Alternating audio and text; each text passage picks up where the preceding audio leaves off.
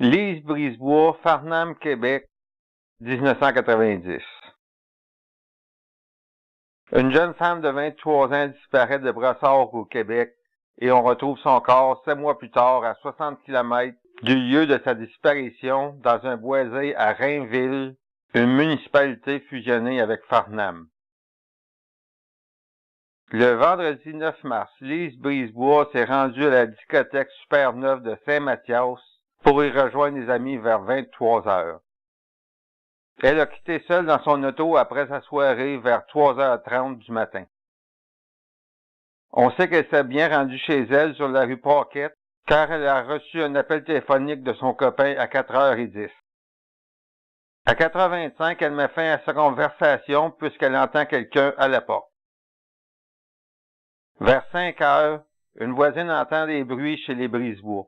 Elle a ensuite vu une voiture quitter le domicile avec les lumières éteintes.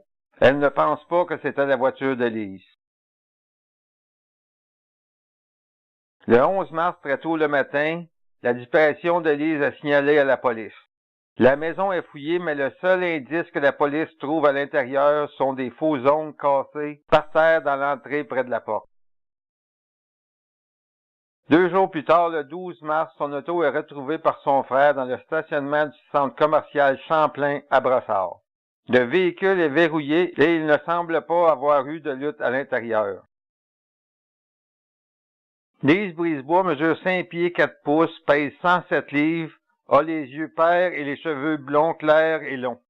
Il a été établi que lors de sa disparition, elle portait une jupe courte en suède noire, un chandail noir, des bas de nylon avec un manteau de suède beige. Le 17 novembre 1990, des employés d'Hydro-Québec qui émondaient des arbres dans leur engin gras à Farnham ont découvert des ossements éparpillés les uns des autres à quelques pieds du chemin. Les restes ont été envoyés à l'Institut médico-légal de Montréal pour être identifiés. Aucun vêtement n'a été retrouvé sur les lieux. Le 27 novembre, les restes sont identifiés comme étant ceux de Lise Brisebois de Brossard. L'identification a été faite par la fiche dentaire et les ongles rapportés. Il y a 2 hypothèses à sa disparition et les 2 sont contradictoires. L'hypothèse numéro 1. Le 9 mars, après avoir revenu de la discothèque vers 4h25, Lise a mis fin à sa conversation avec son copain pour aller répondre à la porte. Il y aurait eu altercation entre Lise et la personne présente à la porte, et c'est à ce moment qu'elle se serait cassé les ongles. Lise aurait été enlevée à ce moment et l'auto de Lise aurait été abandonnée dans le stationnement du centre commercial Champlain afin de brouiller les pistes. Hypothèse numéro 2. Son demi-frère dit l'avoir vu le lendemain de sa sortie à la discothèque vers midi, partant de la maison pour aller magasiner. La même journée, une caissière d'une boutique du centre commercial Champlain de Brossard se rappelle l'avoir vu et lui avoir vendu des vêtements à 2h de l'après-midi. La voiture a été retrouvée dans le stationnement de ce même centre d'achat.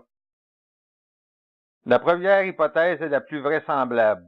Rares sont les femmes qui, après avoir passé la soirée à danser dans une discothèque, partiraient avec la même tenue vestimentaire le lendemain pour aller magasiner. En plus, une amie de Lise dit qu'elle n'aurait jamais sorti pour aller magasiner dans cette tenue. Un autre fait est à considérer. Si vous regardez les ongles brisés, aucune femme ne se coucherait ou partirait pour aller magasiner avec les ongles brisés de cette façon. Les ongles seraient très accrochants, en plus d'avoir une esthétique très négligée. Elle les aurait sûrement limés un peu pour sa sécurité et aussi pour le côté esthétique. Le jeune garçon qui dit l'avoir vu le matin peut se confondre de journée. La caissière ne peut pas retrouver les achats prétendus faits par Lise cette journée-là.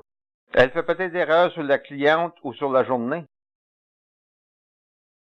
Les circonstances de la disparition sont inconnues, mais le sort de Lise Brisebois reste le même. Elle a perdu la vie aux mains d'un ou de plusieurs individus qui sont restés impunis à ce jour.